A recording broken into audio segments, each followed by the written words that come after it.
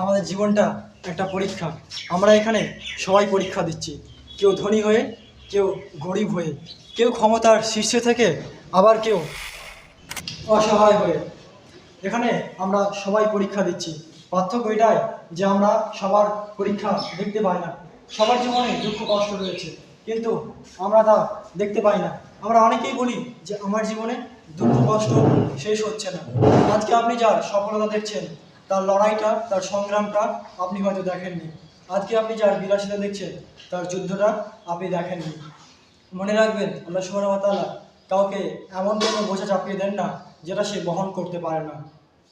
এবং দেখবেন, যখন ঘোড়ার প্রতিযোগিতা হয়, ঘোড়ার মালিক ঘোড়াকে আঘাত করে, ঘোড়াকে প্রথম করার জন্য, তাকে জেতানোর জন্য। হতে পারে আপনার মালিকও আপনাকে জেতাতে চাইছেন, সেজন্য আপনার উপর আঘাত করা হচ্ছে, অর্থাৎ দুঃখ কষ্ট আপনার জীবনে আসছে।